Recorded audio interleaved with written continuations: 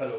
इस वीडियो के अंदर हम object nature and scope of interpretation of statute को देखेंगे। अभी हमने समझा, इससे प्रीवियस वीडियो अगर आप देखोगे कि इंटरप्रिटेशन ऑफ स्टैचू का मीनिंग क्या होता है। तो जो हमें बेसिकली समझ आता है कि जब हम स्टैचू का मीनिंग निकालते हैं, जब हम स्टैचू को देखते हैं कि उसका असली मीनिंग क्या है, जो लेजिस्लेचर था जब उसने लॉ बनाया उसके माइंड में क्या था, जब उस चीज को हम देखते हैं उसी को हम क्या बोल देते हैं, इंटरप्रिटेशन ऑफ स्टैचू बोल देते हैं।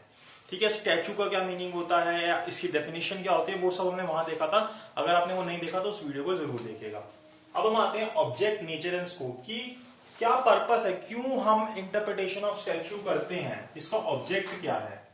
तो देखिए क्या ऑब्जेक्ट है, the meaning and application of certain words. की कुछ जो वर्ड्स होते हैं, सर्टेन वर्ड्स होते हैं, जब आप लॉ पढ़ोगे, जब आप लेजिस्लेचर को पढ़ोगे, बेयर एक्ट को पढ़ोगे, तो उसके अंदर जो कुछ वर्ड्स होते हैं उनका मीनिंग जो होता है वो टाइम के साथ चेंज हो सकता है।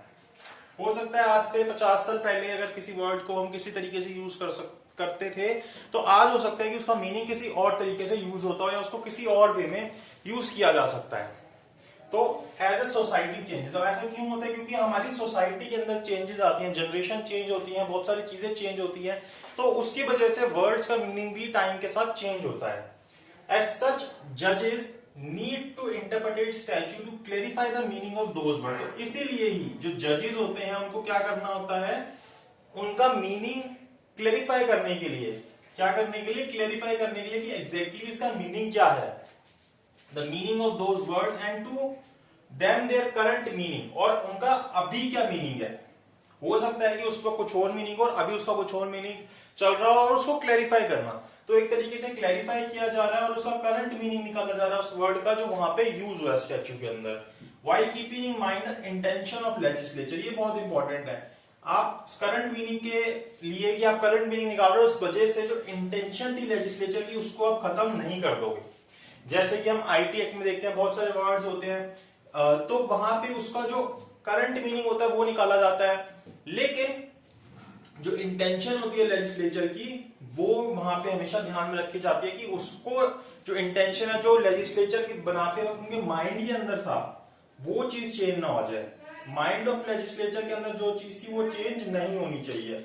यही हमारा जो बेसिक ऑब्जेक्टिव होता है किसका, इंटरप्रिटेशन ऑफ स्टैचू का, यही होता है।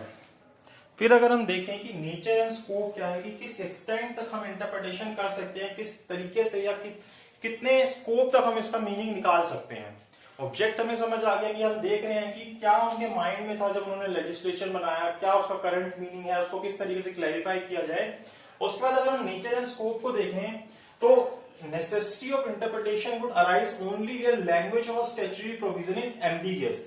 तो ये बहुत इंपॉर्टेंट चीज है कि अगर किसी वर्ड का स्टैचू के अंदर किसी भी चीज का, किसी लाइन का अगर उसका मीनिंग जो है एम्बिगियस हो रहा है, हमें कंफ्यूजन हो रही है उसके अंदर, तभी आप इंटरप्रिटेशन करोगे। अदरवाइज जो उसमें लिखा है उसका मतलब वही होगा। अगर आपको सीधा रीड करके समझ आ रहा है कि ये चीज है तो वही चीज एप्लीकेबल होगी। अदरवाइज अगर वो एम्बिगियस है तभी आप उसका इंटरप्रिटेशन करोगे, अदरवाइज नहीं करोगे। इंटरप्रिटेशन करने की जरूरत ही क्यों पड़ेगी, किसी को कोई चीज समझ नहीं आ रही तो आप उसको समझाओगे। तो वही चीज है कि इंटरप्रिटेशन हम क्यों कर रहे हैं, तो इसकी जरूरत क्यों होती है, क्योंकि वहां पे एम्बिग्यूटी आती है, वहां पे कंफ्यूजन आती है, या फिर किसी चीज का मीनिंग क्लियर नहीं है, वही बात होगी। और where two views are possible, अगर एक वर्ड है उसके दो या दो से ज्यादा मीनिंग निकल रहे हैं, तब भी वहां पे इंटरप्रिटेशन करने की जरूरत पड़ती है कि इसका एग्जैक्ट मीनिंग क्या है, आर पॉसिबल। और where the provisions gives a different meaning defeating the object of statute, की वर्ड तो ये लिखा है, इसका मीनिंग ये निकल रहा है, लेकिन ये जो एक्ट बनाया गया था इसका ऑब्जेक्टिव कुछ और था और इसके ऑब्जेक्टिव से जो वर्ड है वो मैच नहीं कर रहा। तो उसको मैच करने के लिए कि ये वर्ड उसके ऑब्जेक्टिव से, जिस वजह से स्टैचू को बनाया गया था, इस एक्ट को बनाया गया था, उससे मैच करे, इसके लिए भी हम इंटरप्रिटेशन ऑफ स्टैचू करते हैं कि इसका मीनिंग निकालते हैं कि भाई इस एक्ट के अंदर ये वर्ड लिखा है तो इसका मीनिंग यही होगा, इसका मीनिंग वो नहीं होगा जिसकी वजह से इस एक्ट का जो ऑब्जेक्टिव है वो खत्म हो जाए। यहां पे एक केस भी है, R S. Nayak versus A R Antulay. इसके अंदर क्या था कि only when statutes are ambiguous, कि आप इंटरप्रिटेशन कब करोगे, जब स्टैच्यू जो है वो एम्बिगियस है। यहाँ पे अलग से भी हमारे जो जजमेंट है उसके अंदर बता दिया गया कोर्ट ने कि जब आपका स्टैच्यू जो है वो एम्बिगियस होगा, उसके अंदर कोई कंफ्यूजन होगी, तभी आप इंटरप्रिटेशन करोगे। आप हर चीज का इंटरप्रिटेशन करने नहीं बैठोगे। इफ क्लियर एंड अनएम्बिगियस, अगर वो एकदम साफ है, जो लिखा हुआ है कि इसका मीनिंग ये निकल रहा है, कोई कंफ्यूजन नहीं है उसके अंदर, तो फिर नहीं किया जाएगा। तो वो ड्यूटी बन जाएगी कोर्ट की to give effect the natural meaning, की जो सब मीनिंग है उसको वही मीनिंग दिया जाए, अपने हिसाब से उसको इंटरप्रिटेट ना किया जाएगी भाई ये लिखा है मैं तो इसका मीनिंग ये निकालूंगा, ऐसा कोर्ट के द्वारा नहीं किया जाएगा।